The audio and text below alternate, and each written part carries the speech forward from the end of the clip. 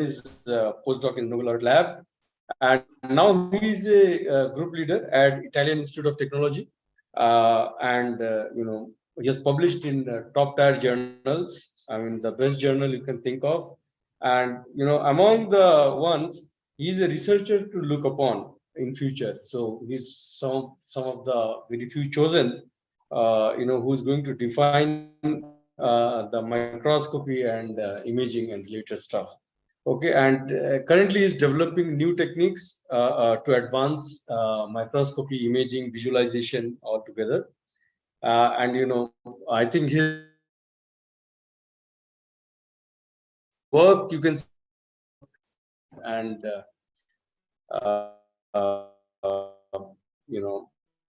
you can get in touch with him and talk to him sometimes, or maybe email. It's really very helpful to talk more.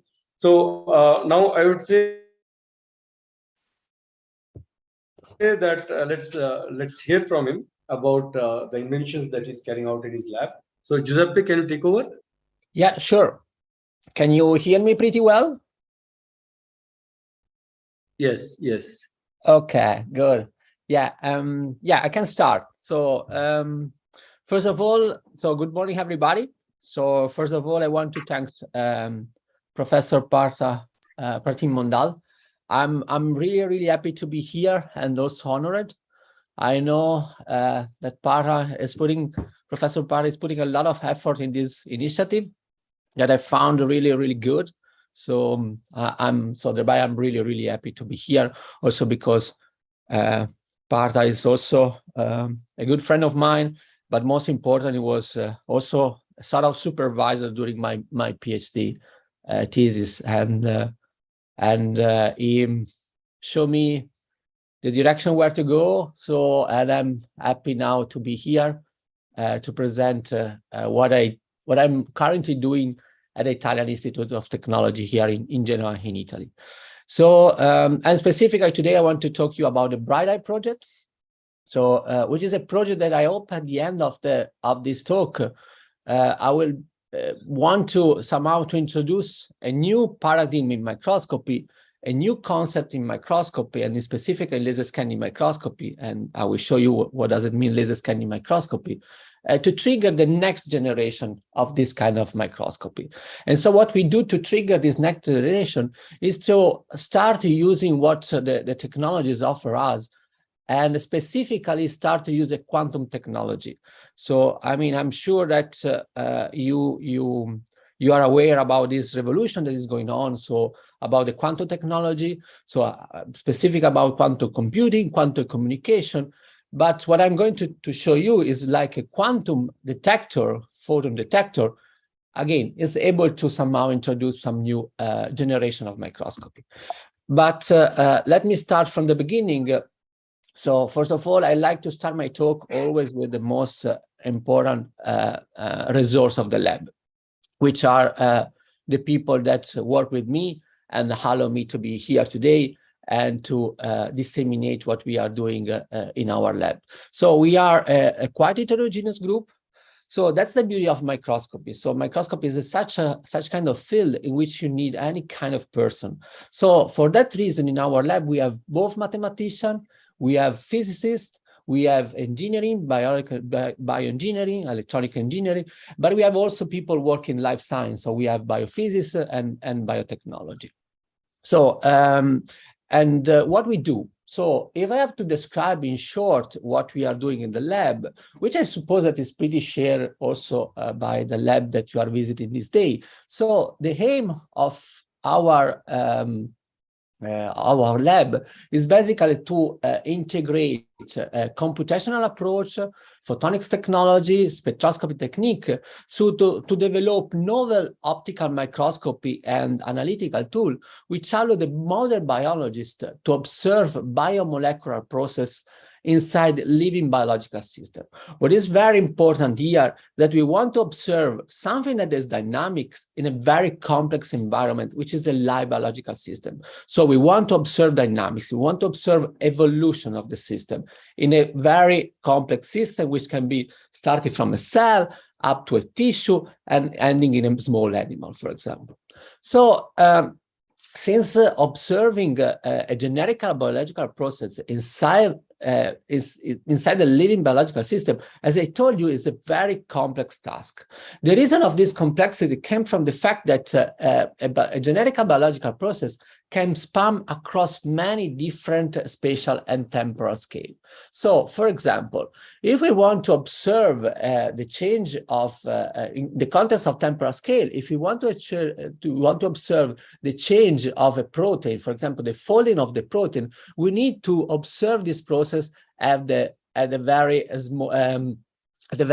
fast scaling, around microsecond, even nanosecond. But if we want to observe something, for example, the RNA transcription, so we need to observe this process at a much lower scale, more or less at the minute scale. At the same time, also the spatial scale is very broad, because if we want to observe a single macromolecule, this is very small, a tiny structure. So it's in the order of nanometers. So it's an order of the molecular scale. So well below the diffraction limit. So well below where conventional microscope give you access. But if we want to observe, for example, the evolution of an embryon, so we need to observe this evolution across across a very large scale, for example, millimeter scale. So a lot of temporal scale and a lot of spatial scale. So it's a very challenging task. So because this task is very challenging across the years, specifically in the last 20 years, but also before, a lot of different technique has been developed. So this timeline wants just to represent the most significant step in the evolution of, let's say, the state of the art of microscopy, specifically fluorescent microscopy across the year, up to 2016, where I established my group at the Italian Institute of Technology. This doesn't want to be representative. Obviously, there are many other developments, but I just want to depict the one that probably are the most significant one. And some of them you probably will see also today in the lab of Professor Pratim Mondal. So, but anyway, despite all these development, which include also the introduction of the so-called super resolution technique, which was also awarded by a Nobel Prize in chemistry to Eric Betzinger, Stefanel, and William Morner. So despite all these technological advances, this new development, still does not exist a single microscopy technique which is able to provide access to the old spatial and temporal scale that I showed you before. So what I mean with doesn't exist a technique that basically has provide you altogether the best spatial resolution. So what does it mean, spatial resolution? Which is the smallest feature, the smallest structure that I can observe in my biological sample, the best spatial range, the best temporal resolution, so which is the faster process that I can observe in my biological sample, in my live cell.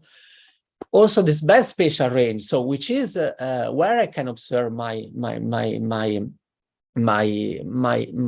process. So for example, if I am in a cell, that's relatively easy. But if I want to go in a tissue, I want to navigate across the tissue, I want to go deeper into the tissue. Even worse, if I want to observe something in an animal, that's even more difficult. And that's the spatial range. Temporal range, that's another very important aspect when you want to choose a microscopy technique. So how long I want to observe my process. So basically, microscopy, optical microscopy, use light. Light is non-invasive, but it's until a certain point. So I cannot observe up to infinity probably my sample, because I start to photo damage it. There is phototoxicity, photobleaching. So it's very important that I use a very gentle microscopy technique. And then another important aspect that is emerging this recent year is the fact that typically when you think to a microscope, you think that a microscope produces you an image. That's not true. Microscope produces you data. So that's super important. So when we sit in front of your system, in front of your microscope, you want to answer to your question. You don't want to get pretty nice image. You want to get answer. You got to want data. So that's more or less a graph that describe a diagram, a radar plot that describe the characteristics in an easy way of your microscope. But as I told you, unfortunately, up to now, doesn't exist a single microscopy technique able to achieve the best in performance across all these characteristics. So, for example, what about super resolution microscopy? So what about STED microscopy? STED microscopy was one of the first super resolution technique which allow you to achieve tens of nanometer resolution. You can really see tiny structure of your sample. But unfortunately, which is the price that you have to pay? You have to pay price in terms of, for example, temporal range. So because unfortunately you use a very high dose of light and thereby you cannot perform a longer imaging session. So you cannot observe dynamic that maybe lasts for minutes or hour. So what about single molecule localization? Again, that's a technique that probably you will see in the lab. I know that Bart is working also on this topic. And again, it's a super resolution technique. So you achieve high spatial resolution, well below the diffraction limit, even higher than STED microscopy. So you can achieve detail at the nanoscale. So some technique of single molecule now achieve even almost Armstrong precision, but you can typically you cannot observe a process in live. So, and most important, you cannot observe this process deep in a tissue, for example. Light sheet microscopy, again, I'm sure that is a technique that you will see in the lab.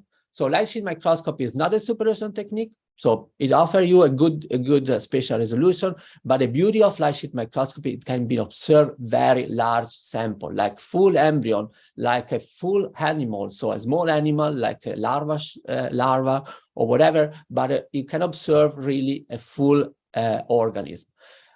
And also with a high temporal resolution. So, but again, so you are losing somewhere. So in this case, it's in terms of resolution. So again, there is no single technique able to provide you the best performance across all these characteristics. But I want to just to show you one interesting aspect, which is confocal microscopy. So laser scanning microscopy, which is one of the most used microscopy technique in the world, provide you a reasonable compromise between all this performance. So among the current advanced technology technique, even if it was developed quite a long time ago, still confocal microscopy offer the best compromise in terms of spatial resolution, temporal resolution, information content, temporal range, and spatial range. So, and that's also has been described by this basic graph that show you the number of publications as a function of the year in the last 20, 30 years. So as you can see, in orange, sorry, that says mix up, sorry. As you can see in orange, basically it's orange is super resolution.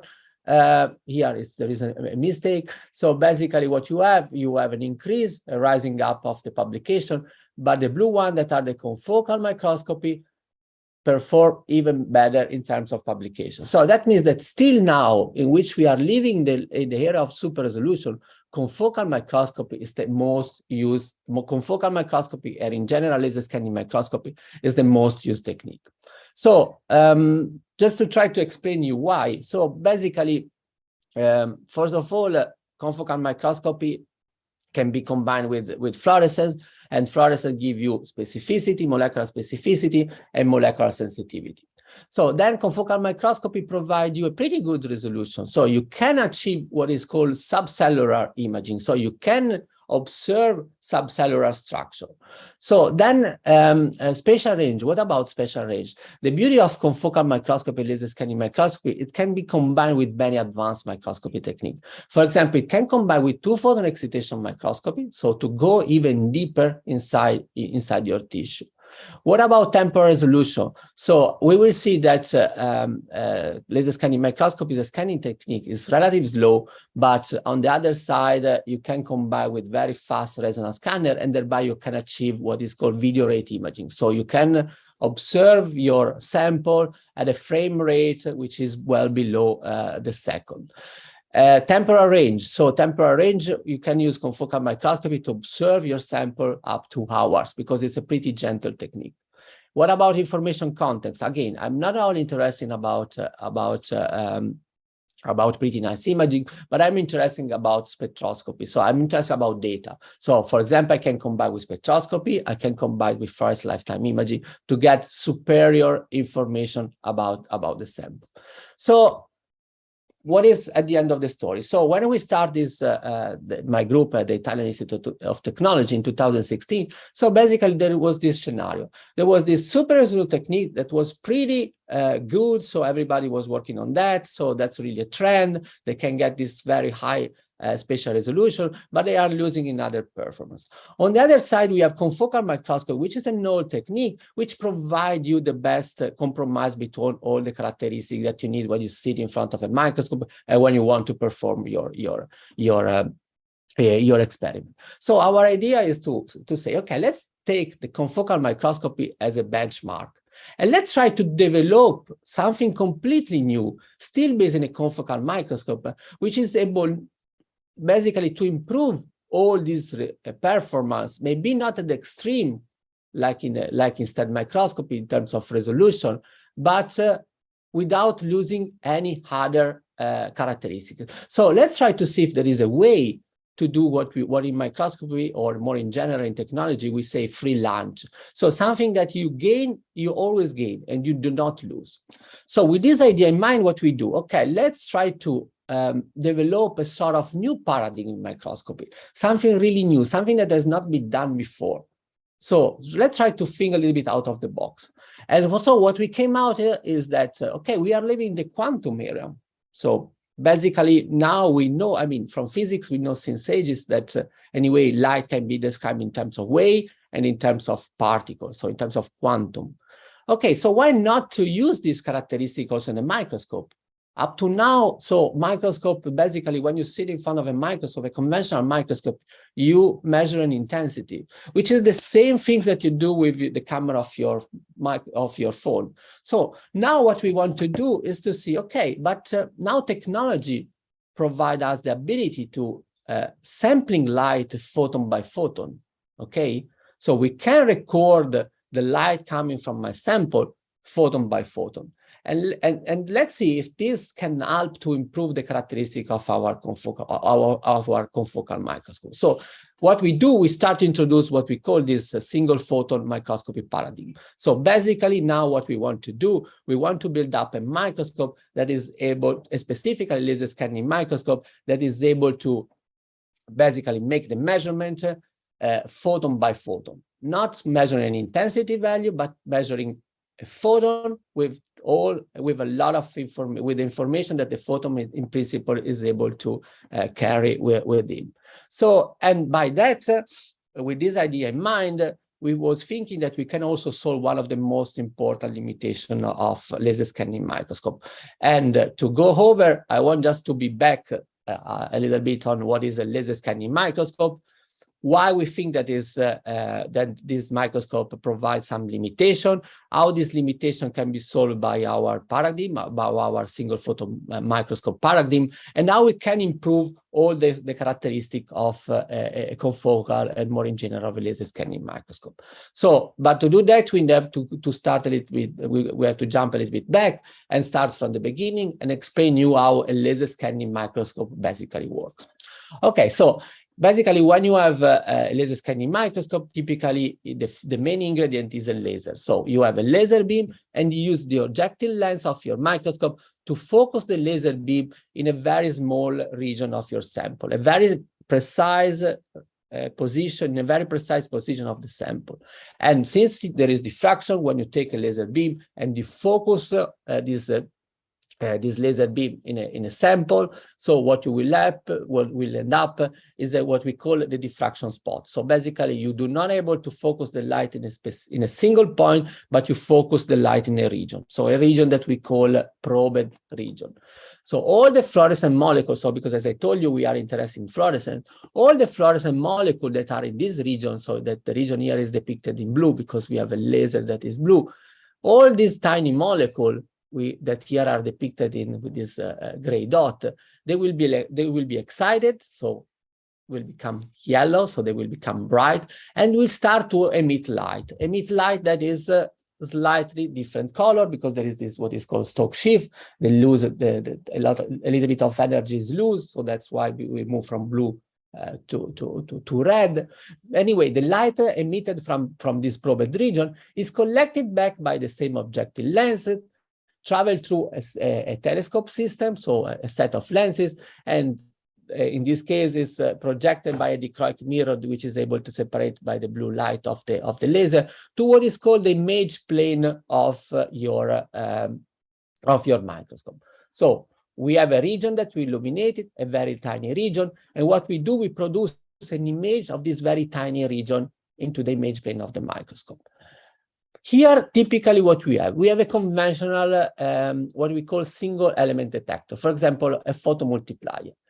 The bad things, or anyway, what happened by this photomultiplier, which is a conventional photomultiplier, so I'm not still thinking about photon, about the single photon detector technology that I mentioned. So this photomultiplier, what is doing is simply integrate all the light, all the photon that come from the probed region. So despite I have an image here, so because I have a tiny region of the sample, here I produce an image of this tiny region, but this detector, what it's doing is just provide me an intensity value. So integrating all this light across the space, integrate all the photon across the spaces. Next. Nevertheless, this photodetector in principle has a very high bandwidth. So it's able to register very fast changes in light intensity. So what happened is that I have a data acquisition system. So a microscope is always equipped with a lot of electronics. And this data acquisition system, what it's doing is integrating the light across the space, across the time. So you see, I mean, this system, something is going a little bit wrong. So I have an image, and then I integrate it across the space. So I'm losing the spatial distribution. Then I have fluctuation, because here the molecules are moving, the molecules are switching on and switching off, so they change, the signal change in time, but here I integrated across the time. So, I mean, I want to highlight that there is a lot of integration in this system. And in physics, integration is not always good. So, I mean, I like always to say that's maybe is a strange example. So you think that you have, I mean, if you think to humanity, in average, what you have 2 arms, 2 legs, 1 brain, but also 1 ovary and 1 testicle. Okay, averaging is not good. So let's go further. So as I told you, it's a laser scanning microscope. So how we can build up how we can build up the images? So basically by pointing in a specific region, collecting a single intensity value, moving in another region and collecting another single intensity value. So we basically raster scan our beam across the sample, and then we build up a digital images. So for each position of the sample, we record a single intensity value that we project in our image until we finish to scan, and we'll build up a digital images. So, but as I told you, that system, unfortunately, it's really, you are losing a lot of information. So basically, because you are integrating photon. So this detector is just able to give you an intensity value as a sort of, is able only to see the wave description of light. It's not able to see the quantum description of light, because here we are integrating photon across space. We have an image and we get an intensity value. Across time, we have fluctuation. So we have an image that is changing in time, but we get again 1 single intensity value.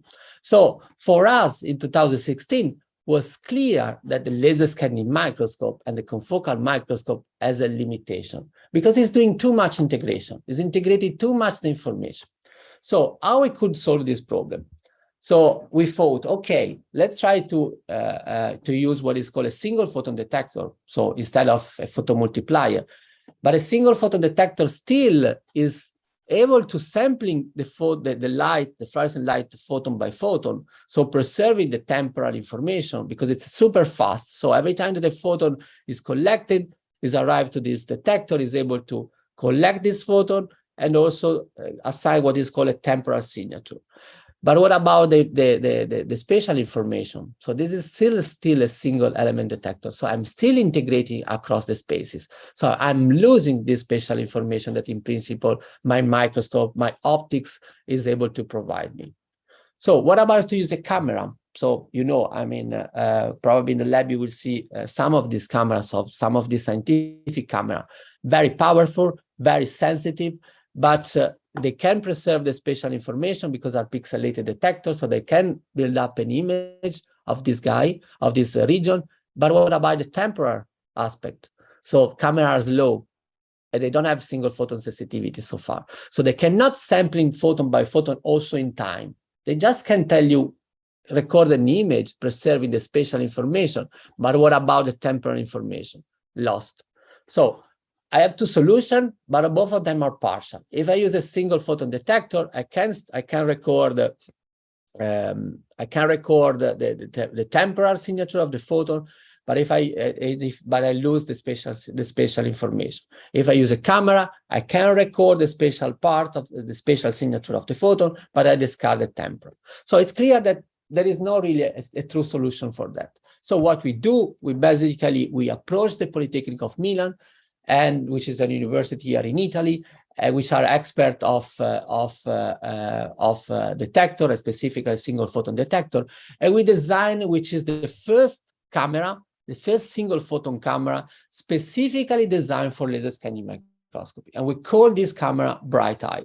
So BrightEye is the name, let's say, but basically what we do, we build up a single photon avalanche diode detector array, as what we call a SPAD array. So which is able to solve all these limitations.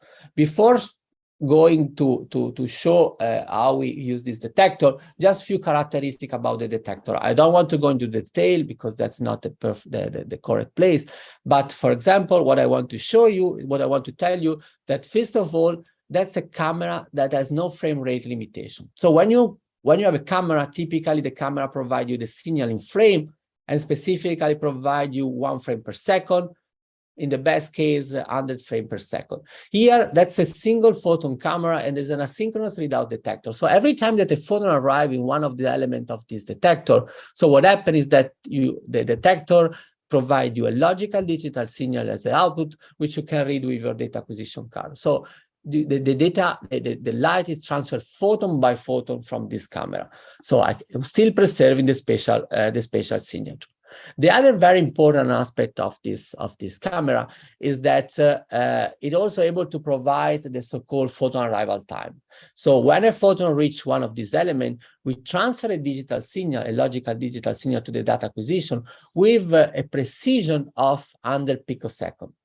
So we are able to preserve also the photon when the photon arrives on the camera. So here we preserve the spatial information because we're sampling photon in space. Here we preserve the temporal information because we're sampling the photon in time. So here we have a detector that is able to solve the limitation that I told you before, because it's able to sampling photon in space and in times.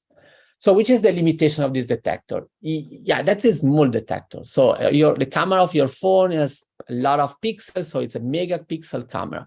This is only a detector that has only 5 by 5 elements. So in principle, it has very small field of view. But that's not important because, as I told you before, so we want to do imaging of a very tiny region, of a diffraction region of few hundred nanometers in size. So a very small region doesn't need a big camera, need a small camera. So 5 by 5, 7 by 7 element is more than enough. So that's not a limitation for our microscope. So yeah, that's just a slide to tell you, okay, the beauty of this technology, the SPAD array, is that was a technology that was somehow already in the air. So it was not something that has been developed from scratch. So it was something that has been used a lot in automotive, has been used a lot. Also, some of your microscope has a SPAD array inside with a lot of pixels, but a SPAD array inside. So that means the technology developed very fast. And nowadays we have many versions of this SPAD detector, including a commercial version of it. Okay, so as I told you, this detector is able to provide you, every time that a photon arrives at the sensitive area, is able to transfer a logical digital signal with a very high temporal resolution. But at the same time, we need to record this signal. So we need to record such information. So what we need to do is to implement what we call a time tagging recording. So we want to record the photon one by photon and assign to each photon a specific characteristic, so a specific information, which is where the photon arrived and when the photon arrived. So to do that, we use this time tagging data acquisition system, which is basically, let's do a step back, it's just a card, a data acquisition card, which is able to collect digital input, which can be the photon or can be the synchronization signal from the microscope, or can be something, for example, a reference system, something like a pulse laser, and assign a temporal signature. So when we get this data set, we can transform in what we call a single photon data set, a photon resolved data set, in which we have for each position, for each entry of this data set, a photon which we are able to register with a lot of information. So this microscope in principle is not producing image, but it's producing a list of photons. But a list of photons that can in which there is all the information that you need that is able to provide the microscope. Because for each photon, we are able to know where the photon arrived from my sample, where the photon is registered in my detector, at which time the photon is registered with respect, for example, the beginning of the experiment, at which time the photon is registered with respect, for example, the flash of a pulse laser. So we have a lot of spatial information and a lot of temporal information from the sample for each single photon coming from the sample. With this information, we can always build up conventional imaging. But we cannot, but if we are conventional imaging, we cannot do the other way around. So that's a very important aspect. If we are able to collect the light photon by photon with such a detector, such a data acquisition system, then we can always perform conventional imaging. But what I want to show you today, that we can achieve even more. So please, that's a very important aspect. So collecting the light from your laser scanning microscope, photon by photon, with all this temporal spatial information, you can gain a lot of information about your sample, something that you cannot do with conventional imaging. So if you don't trust me, now I will try to convince you. And in the lab, we are running quite a lot of different projects.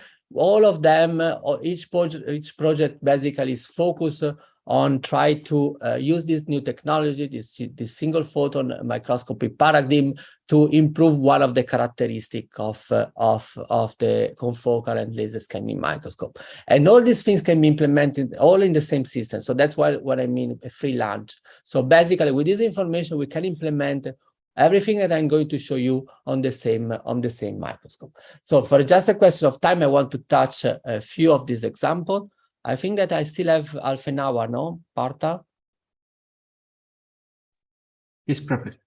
Yeah, so I want just to spend these last 50 minutes to just show a couple of examples. Let's start with the first example, in which we want to basically improve the spatial resolution of a conventional confocal microscope.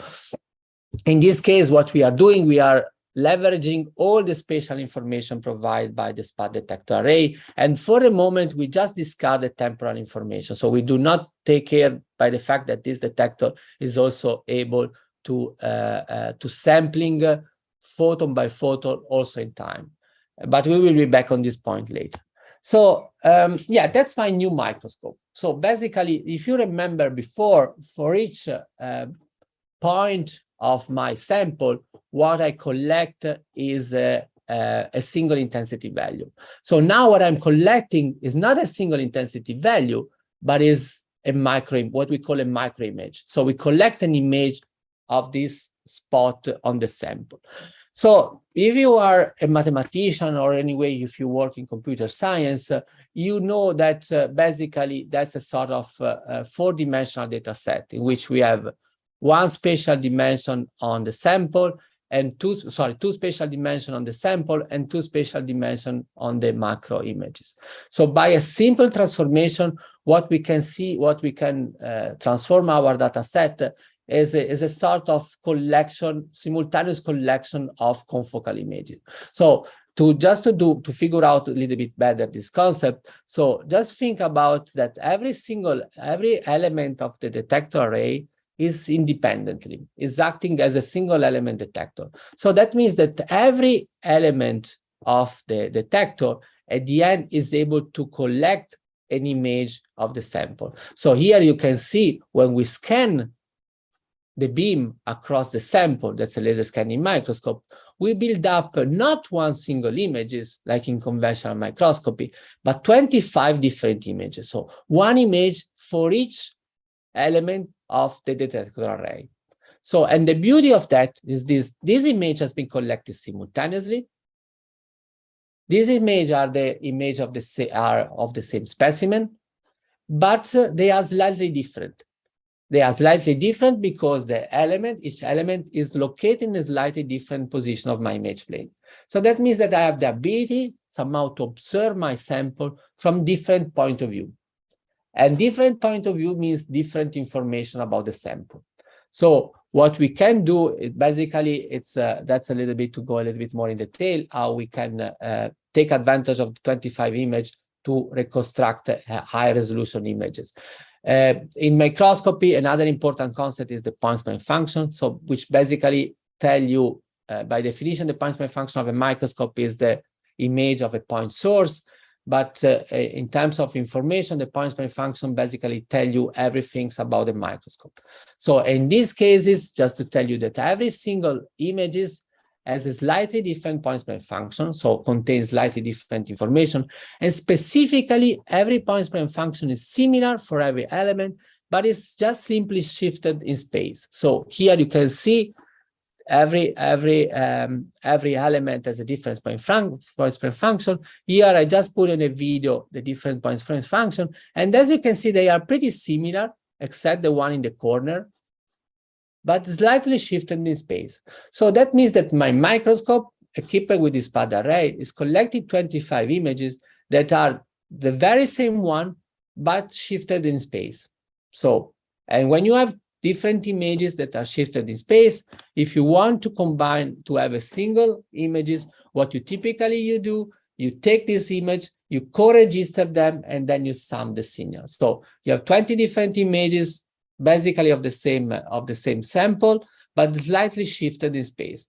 You register them and then you sum them up. So if you do this operation that we call pixel assignment, you are able to double the resolution of your confocal microscope.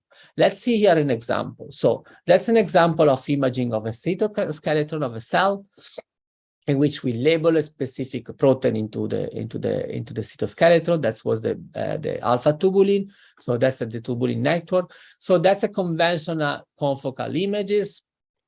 So in confocal microscopy, what you have, you typically have a pinhole that if you want to try to improve the resolution, you close it. And then as you can see, you get a pretty noisy image because you discard a lot of light. But if we apply our method adaptive pixel assignment, here you can see how better you can resolve this tiny structure in your sample. So that's a conventional microscope images. So, I mean, you can see that there are structure, but this is pretty blurred data. So, but if you apply adaptive pixel assignment, so you have your SPAD array detector and you make this image reconstruction, you can better reconstruct your images, so, and then better resolve the tiny structure that you have here. So we are a lab of computer scientists, as I told you before. So what we do, we also do more convoluted, more complex reconstruction algorithm. For example, here what we do, we apply the convolution, which is something that basically are the same algorithm that I was developing during my PhD thesis with the Professor Mondal. And here you can even further improve the resolution of your microscope. This is only because you have some extra information, spatial information provided by the fact that you register the light photon by photon, and you assign to each photon a certain spatial signature. So you know where the photon arrived from the sample, and you know where the photon arrived on your detector. The beauty, as I told you, one of the characteristics is that this is an approach that is basically a sort of free lunch. So that means that basically you can apply this technique for any sample. So if you was using your confocal microscope to make imaging, for example, of the chromatin inside of your cell, then you can do the same kind of measurement, nothing changed. The strategy to prepare the sample is still the same, but you gain in resolution. You can double the resolution for free. And there is also one other big advantage. You can also reduce the light that you need to collect an image. So thereby you can also record much longer your sample. So if you are a neuroscientist and you are interested, for example, in observing the distribution, how they shape the spine inside your neuron, again, with this approach, you can double the resolution, and thereby, as you can see here, you can better resolve this tiny extraction of your sample.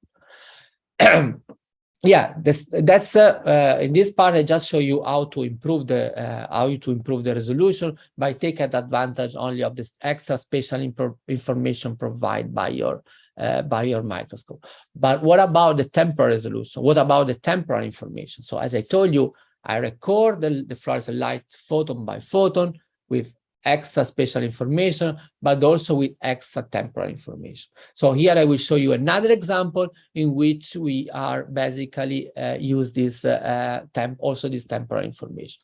So, and in particular, what we do, we use the pulse laser. So we flash the light on the sample, not in continuous way, but we flash the light in pulses, and we measure the time that span from the time in which I flash the light and the time in which I collect the photon, which is called photon arrival time. Also, somehow sometimes is called the decay of the fluorescence. So the time that span from this two event is super useful to measure the fluorescent lifetime of the molecule. And the fluorescent lifetime of the molecule is a way to get access to information, something like the environmental property of the molecule. So if around the molecule there is a certain pH, there is a certain concentration of oxygen, or also about the interaction of the molecule. If a molecule is moving alone, or if interacting with other molecule, other partner. So that's a very important information that nowadays people are trying to explore to gain even more information about the sample. So, but to do that, there was a limitation by the fact that when we start this project, doesn't exist a data acquisition able to perform the time tagging, and specifically able to collect this information from such massive number of channels, so from 25 channels or 49. So basically, you can measure this, you can do this kind of measurement only when you are using a single element detector. So what we do, we develop our electronic, and I'm happy to tell you that this electronic is free available from our lab. So you can basically build up this data acquisition system also in your lab all around the world with a little bit of support from us and with a reasonable price. So this can be with few €1,000, you can get such a system in your lab instead of spending a really lot of money for some commercial devices. But let's go into why it's useful, this kind of temporal information. So as I told you, basically, thanks to the SPAD array, you can improve the resolution of your microscope. Again, here is imaging of tubulin, where you compare conventional imaging with super resolution imaging. But at the same time, you can also get access to the fluorescent lifetime distribution of your molecule. Here is not so important, since that just change the color, but the color indicates the lifetime of the molecule. So, which is an information which can be used, for example, in many different applications. So, for example, here we are using the lifetime information in the context of neuroscience to understand, for example, if an ion channel is open or closed. So we use conventional GFP, so green fluorescent protein, and if the lifetime of the green fluorescent protein change, we can understand if an ion channel is open or closed. So that's another application in which we can understand by simply the lifetime of the molecule, understanding the lipid, if a membrane, which is composed by lipid, if in this membrane, the lipids are organized in an order phase or in a disorder phase. For example, here, the yellow color means long lifetime and means ordered phase. So the plasma membrane typically is ordered in phase, while the blue one means short lifetime and means disordered phase, and typically the vesicle inside the the vesicle inside the cell are organized in an ordered manner. So that's very important. With the same microscope, we get structural information. We can basically build up an image of the sample with double the resolution. And at the same time, we can also measure the fluorescence lifetime and thereby adding a new layer of information on your measurement. So I think that I still time for one more example. Thereby, I will skip this one about fluorescence correlation spectroscopy. But I want to show another very nice example in which we are using this detector to perform what is called single molecule or single particle tracking. So here we are not so much interested into reconstruct the structure of your sample, but what we want to do, we want to follow a particle, follow a molecule inside the sample. So let's be back to our setup. As I told you, basically this camera is able to provide an image of a very tiny region inside my sample, an image of a region that is few hundred nanometers in size. So basically, and the beauty of this image is that since I build up photon by photon, has no frame rate. So basically, I have a sort of unlimited frame rate camera. I can observe very fast process. So I can, for example, observe molecules that are entering, particles that are entering and exit from my probed region. But that's, as I told you, it's a very limited region. So it's only a few hundred nanometers in size. And most likely what happens is the molecule enter, the particle enter, and then escape from this region very fast. So I can track the molecule, but in a very small region. So, but likely my camera is integrated in a laser scanning microscope. So that means that I can move my probed region. And what I can do is what is called a real-time feedback single molecule tracking. So when the molecule is inside my probed region, I can localize it. But when the molecule is moving outside my probed region, so what I can do, I can repositioning my probed region in order to always keep into the center of my field of view the region. So it's like, this is thanks because I have a scanning system that is able to move really fast my beam across the 3 dimension. And I have a real-time system that is able to, in real time, so really fast in the order of microsecond, calculate the position of the molecule. And if the molecule is moving outside my field of view, retrace the molecule and put it back in the center of my field of view. So that's what is called real-time feedback single molecule tracking. So the beauty is that I can perform also across the 3-dimensional, across the whole volume, because I can engineering the point span function of my system in order to know also if the molecule is moving across the optical axis. So also if the molecule is moving up and down. So this is just an example of this system, so in which now we are able to track a particle or a molecule, in this case it's a particle because it's a lysosome, across the whole cell. So basically here you see, I can start back this video. So the molecule is inside my field of view. In principle, the field of view is very small, but I can repositioning every time the field of view in order to follow my particle, in order to follow my molecule, my lysosome. And here you can see that I can follow my lysosome across different micrometer. In this case was 10 by 10 by 10 almost. But this is in principle is unlimited until you are in the field of view of your microscope, along all the dimension of along all the dimension of your sample. So the image in the background is again the cytoskeleton of the cell. So because basically these lysosomes are moving across the lysosome, but what is very important here is that we are able to measure the trajectory of this lysosome, and you can see, you can clearly recognize that the lysosome is moving, is stopping because it starts to interact, and then it's moving back and so on. But another very important aspect is that we can measure also the fluorescence lifetime of the molecule at the same time. And this fluorescence lifetime of the molecule has a lot of information. So we can track the molecule, the particle, and at the same time, we can also measure the lifetime. As you can observe here, when the molecule is stopping, then the lifetime becomes shorter, because that means that the the molecule, the lysosome, it starts to interact with other molecules and thereby change the lifetime. So that's a very important tool because you can observe such kind of process inside the cell in a living system. So, and you can perform this measurement with very high information content. So you can gain not only spatial information because the molecule is moving and then thereby you reconstruct the trajectory, but also because you can measure the lifetime and thereby you can also understand the interaction. So with this, I just want to conclude. I just show you what I want to do today is just to introduce you this new concept, this new paradigm in laser scanning microscope, this single photon microscopy paradigm, which is based on the use of new quantum technology and specifically by this pattern array detector.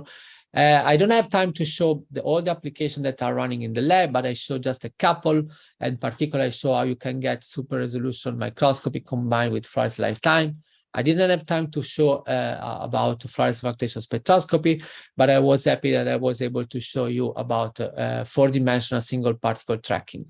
4-dimensional means the 3 spatial dimensions plus the fluorescence lifetime.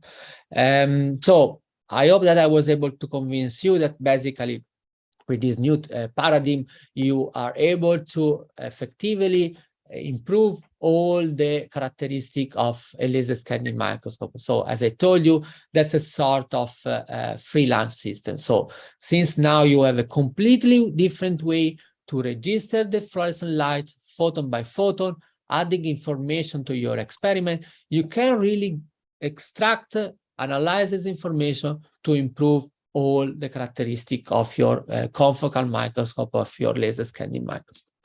Again, that's the tip of the iceberg. I didn't have time to show all the applications that we are running, but here I just like to list all the projects that are running into the lab, and some of them has been concluded and published. Some of them are still open. For example, there is a lot of room to apply this detector in the context of single molecule imaging, something like Palm, STOR, MinFlux. There is a lot of room to use this detector in terms of deep imaging and take advantage of the spatial signature to implement adaptive optics imaging. So again, really a lot of new information, a lot of new way to analyze the data, and a lot of new exciting projects into the lab. I'm happy also to say you that that's not only my dream. We start to have the first, let's say, feedback from the community. So, and this laser scanning microscope, this single photon laser scanning microscope, is start to become a reality also from the commercial point of view. So, some disclaimer. I am a scientific advisor of Genoa Instrument, a co-founder. So this company is selling basically microscope equipped with SPAD array detector and able to perform super resolution and lifetime imaging at the same time. Nikon did something similar. It's not exploring the temporal signature of the photon, but only the spatial signature. But very important in the context of the lab. So everything that I show you right now has been developed under the umbrella of open science. So basically, since we trust so much in this new paradigm, and we really think that the revolution can be done only if the whole community participate, so we decide to share all our knowledge with different open science projects. So for example, as I showed you before, you can implement the data acquisition in your lab, this time tagging acquisition in your lab. You can build up a single photon microscope in your lab because we are able to provide all the CAD design to build up one. And we also provide you the data, the software to control the microscope. So that's a very big effort for our lab, but we really strong believe on this open science mission. So with this, I want just to, again, thanks all my group, thanks also collaborator, people from Polytechnic of Milan that developed basically the SPAD array under our guide, people from the group of Alberto Diaspora, which collaborate on some of this project. I want to thank company. I want to thank Genoa Instrument, the startup from the IT, which is really important to have a sort of dissemination of this technology. And obviously, I want to thank all the funding agency for support all my research. And I want to thank you for your attention. Yeah, thank you, Jose. So what you people have actually witnessed now is something, something of the future. So what had the work that has been shown here is going to define microscopy and imaging, okay, along with other visualization techniques. It's a wonderful talk that defines the future of microscopy. Okay. So now, what I want to say, if you have something to ask, you people can go ahead. If you have some queries, then I'll ask him to respond to. So, do you have any questions that you want to ask?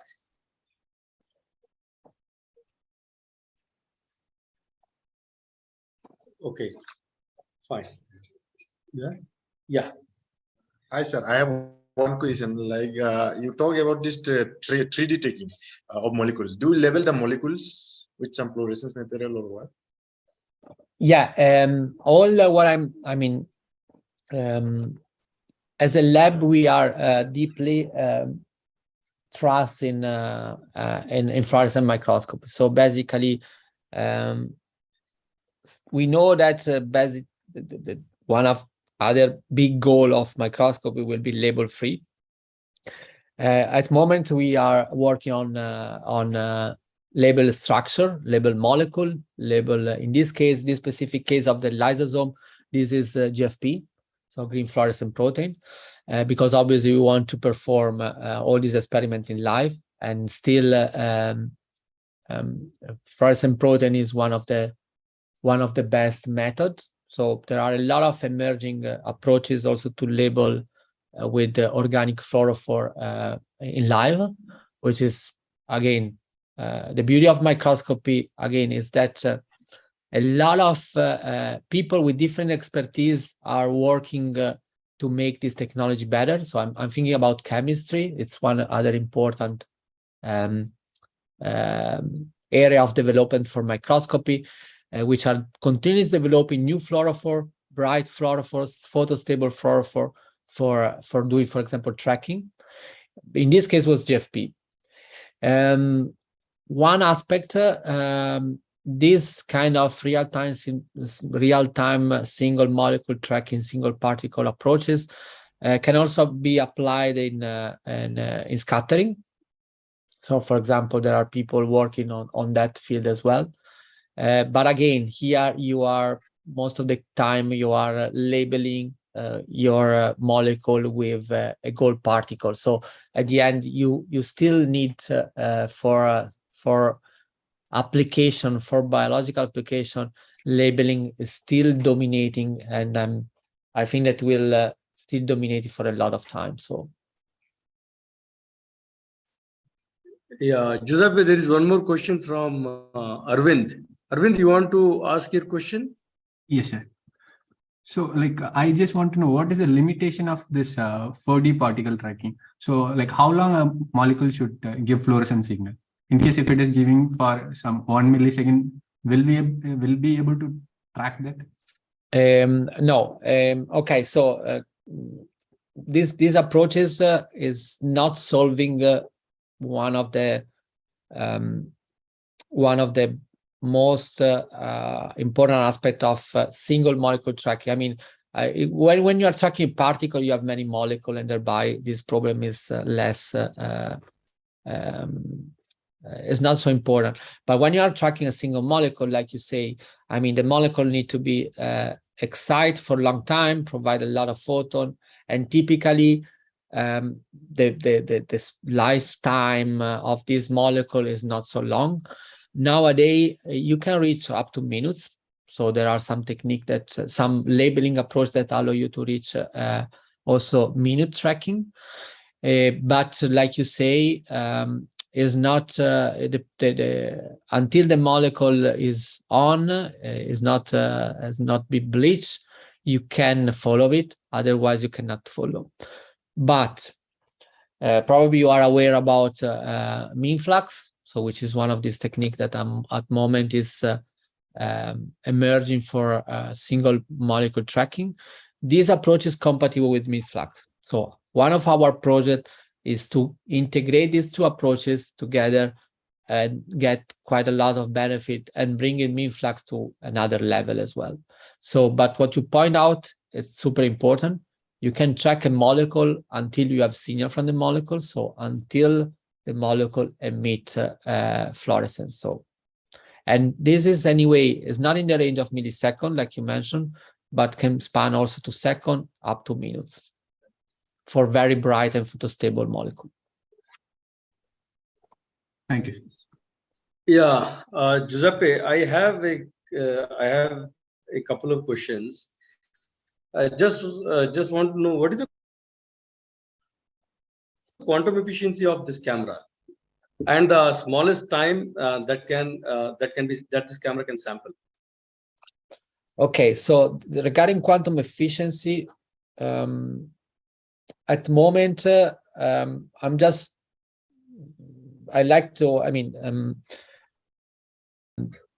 the best quantum efficiency that you get on the market, let's say, it's around 40–50% into the green, and then drop down into the far red. More you move into the far red, more it drop down. That's the quantum. So what is called the photon detection probability. So every time that a photon arrive on the sensitive area, you have into the green 40–50% of probability to detect. Then there is what is called the photon detection efficiency, which is the fact that this detector has some dead area. So between the pixel, between the element of the detector, there are some areas that are not sensitive, but that has been completely solved by using micro lenses. So we are reach this field factor, what we call field factor of 90%. That's a good point. But I like to tell, when I got this question, because this is a question that I got since the beginning, I like always to say, do not underestimate technology. So that's a technology that is continuous evolving. I'm like to tell you one nice story. That's a technology that has not been developed for microscopy. Microscopy are a very small word. That's a technology that has been developed for automotive. And automotive, you know, they need to work under the solar light. So that's why there is the full community of SPAD array as moving to improve the collection, the photon detection efficiency, the photon detection probability into the far red. So I will expect it that in a few years will be not anymore a question, this one. But again, already now, the efficiency of this detector is higher than GASP, which is the most used detector in laser scanning microscopy. And thereby, I'm not really, that's not really a real problem until you don't go into the single molecule world. That's maybe a little bit more tricky. The second question is, what about the temporal resolution? So these are asynchronous readout.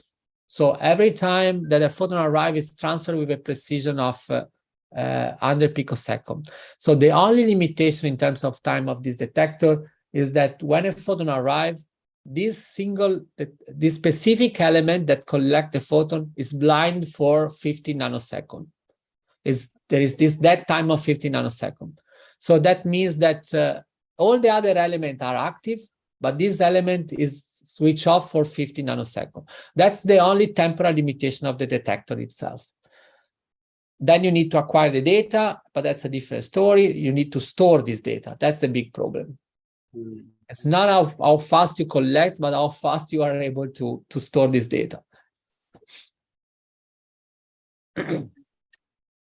So one thing that I like to, for example, I know that you can appreciate is that these two detectors these 25 detectors are active at the same time. So you can measure, for example, the coincidence of photon. You can measure anti-bunching. You can measure photon correlation. So that's why it's also really cool, this detector in terms of quantum imaging. So I know that you like this aspect, and I'd like to point it out, and we can discuss together about this, for example. Yeah, thanks a lot. It was a wonderful talk. And finally, I would like to thank Atos for sponsoring the lab visits. And actually, we are at the end of talk. So if there are no more questions, we can actually Giuseppe. And yeah. Thanks. Yeah. Thanks, Thank you, Partha. Giuseppe. Yeah. Thanks, everybody. Just Yeah. we have open position in the lab.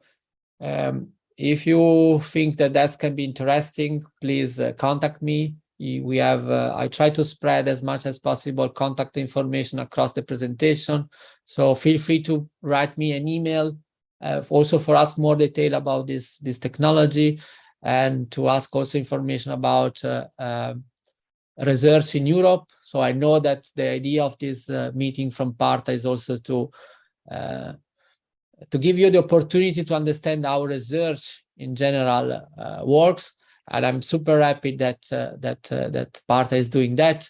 And I'm also happy to provide my experience in Europe, and how in Europe has been our research, it works. So which are the paths for doing research. So feel free to contact me. I will be really happy to tell you more information about research in general, but also about the research that we are doing in our lab. And again, thanks a lot to Partha for this great opportunity. So